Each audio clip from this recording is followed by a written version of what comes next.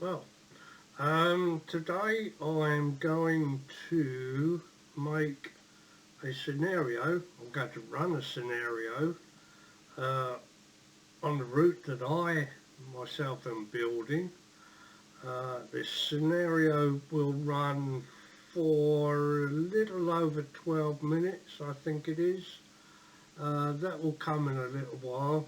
Um, just as something a little bit different, I thought I would just show you what computer I'm running. I'll display a few settings and just for something a bit different. So here we go. This is a picture of some of the components that go to make my computer. It's fairly new, it's just a few months old.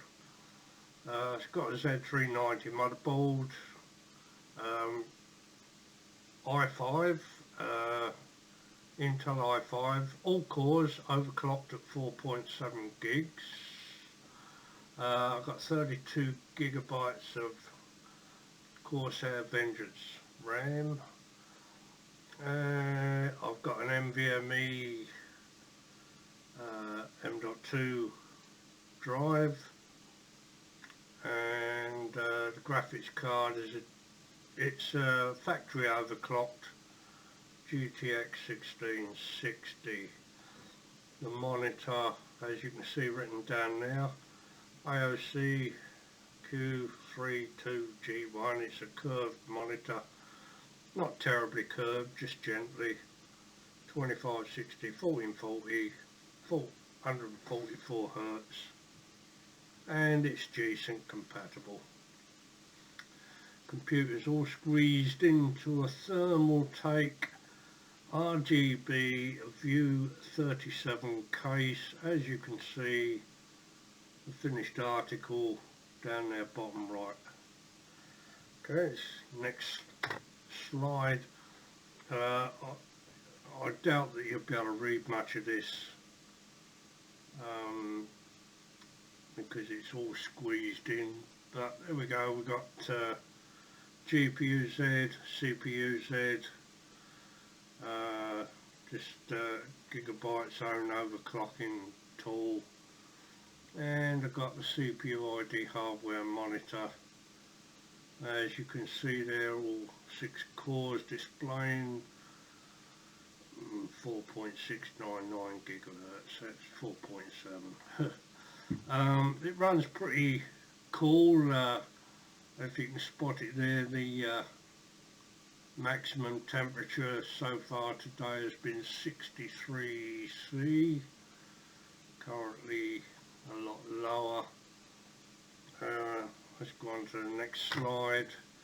Okay, so here we've got train simulator settings and settings for Nvidia's control panel on the right. You'll notice I'm using DSR ×2, just giving it a try. It's G-Sync compatible, of course. I've got it on G-Sync. Basically performance settings. The program settings for train simulator all point to global settings, which I was seeing here.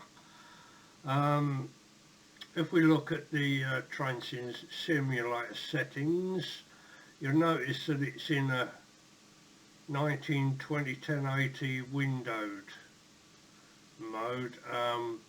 That is what I normally use while working on the route, building, etc, etc. It gives me plenty of space around the edge of the window for running other bits and pieces, small programs, etc. When I run the scenario in a little while, I put it on full screen, but all the other settings you see there will remain the same. So that's about that then, just a little something. We'll move on to the scenario. Just a quick word before I start. It's going to be roughly based on a real world timetable. It's going to start as we're running through Penge East Station. We are heading up towards London Victoria. We're just about to enter the Penge Tunnel, which is a little over a mile long, of course. Yeah, right, okay, I'll catch up with you in a minute.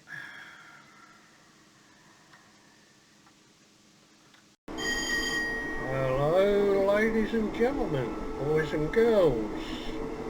We've just passed through Penge East, and now we're entering Penge Tunnel, a little over a mile and a bit long.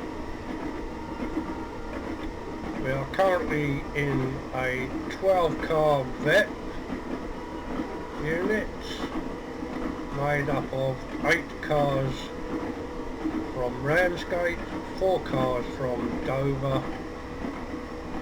They join together at Faversham Station and continue as a 12-car unit up into Victoria, London Victoria that is. I say that because there are other Victoria stations. You join us today on a not so sunny afternoon, sometime middle of summer, sometime late 1970s. We're approaching the end of Penge Tunnel, and just outside the tunnel is Sydenham Hill Station. There we go. You'll notice I've got the frame rate running up the top there. I'm going to tell you a little bit about the route. This is a route that I've spent far too long building. It will get finished one day. There are many custom assets in this route, which is partly the reason it's taking so long. You see one of them, we're just passing now, the bridge is a custom asset. The track is a custom asset, including third rail and 3D sleepers, which you can't really see too well at the moment. The platforms are almost all custom built assets.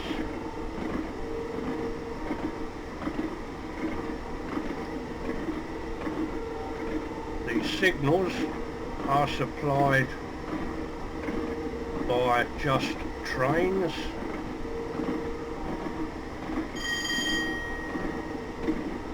Incidentally, the AWS ramp is also a custom asset. Another custom asset is the bridge there, and the bridge we're just going under, also a custom asset. There's loads of bridges, buildings, walls, fences, track, you name it.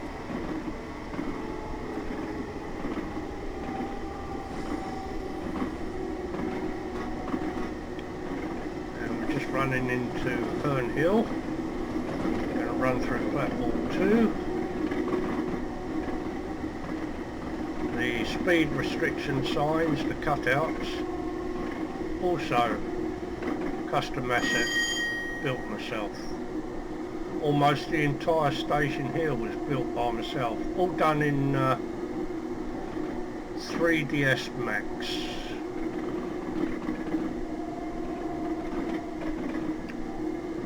And that was Herne Hill North Junction.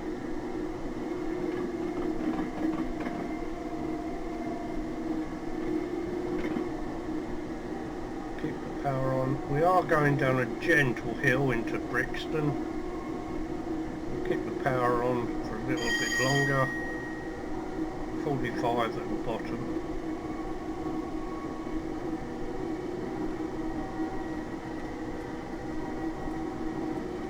and up ahead you can see a unit driving across the Atlantic lines. The Atlantic up line, of course, that one is on.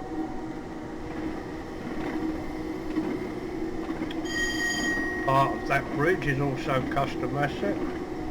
We'll have a look outside here. Building there is custom built, not much traffic there. Flaky roads. Roads, by the way, are custom assets as well. Here comes the Victoria to Ramsgate and Dover. Another 12-car unit.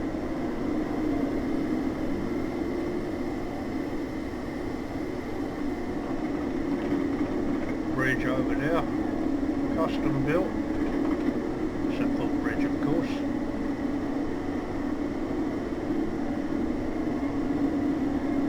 We're just approaching Clapham. These days it's known as Clapham High Street. Wasn't back in the 70s, it was just Clapham.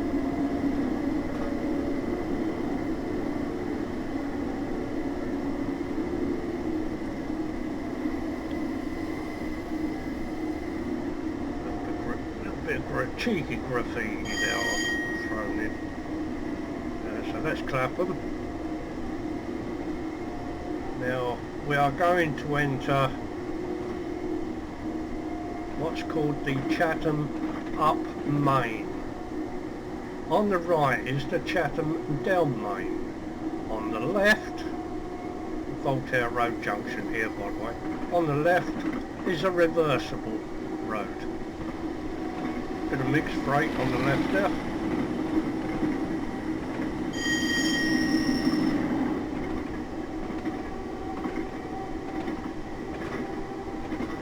Bit of a bump there, needs smoothing out. Got the old signal box on the left. We're just approaching Stewart's Lane. Let's have a look down on Stewart's Lane.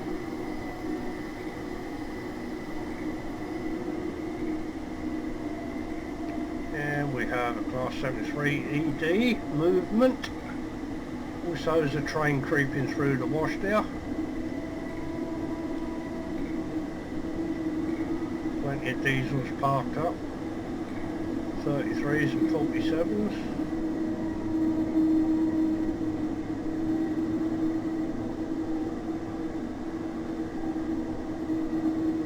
We're approaching Battersea Power Station. Now almost completely converted into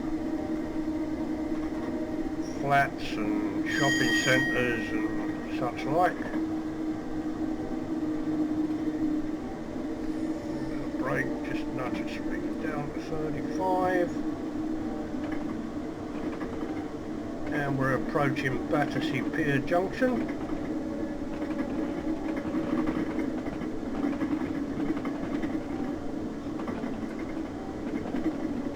Grosvenor Bridge with a 40-mile-an-hour speed restriction over the bridge. We will not accelerate, of course, because we're about to go down the 1 in 60 with a 20-mile-an-hour speed restriction at the bottom. Some movement over there, one on its way to Brighton.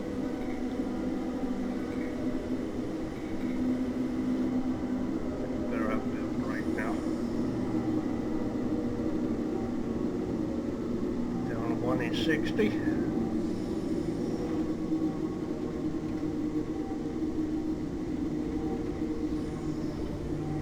20 at the bottom. The signals you are about to see over the top also come from Just Trains. However, I have reworked some of these signals. I hope you don't mind, Just Trains. Bits that were on the bottom, I put them on the top or on the sides and such like. made them look a bit more realistic compared to real life. There's a proper signal box over there. You'll notice a lot of stuff missing up on the top there, or some of you may. Big shopping centre. Again, it wasn't there in the 1970s. It was a bit of a car park up there then, I think it was. Bishop and Sons Removals, still there to this day, I believe. Just give the speed a quick nudge.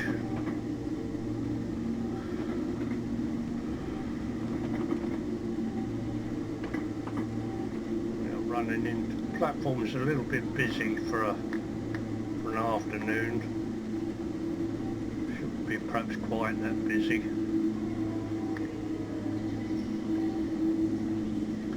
The entire station here that we're just about to run into, again, it is entirely 100% custom built asset by myself. But it is a work in progress. Switch the wipers on.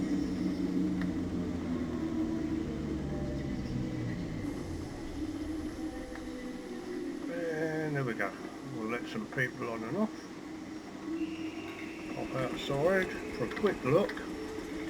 I say the station is entirely custom asset, built by me. Platforms as well. Still working on it. You can see the underground entrance over there. Entrance to the street. A few shops there. I don't think they exist these days.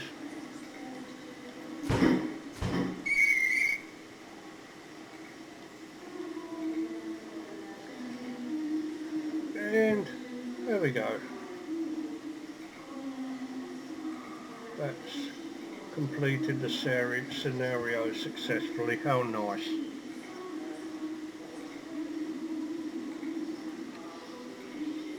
There we go. That's the route that I'm building. A quick scenario to show it off to date.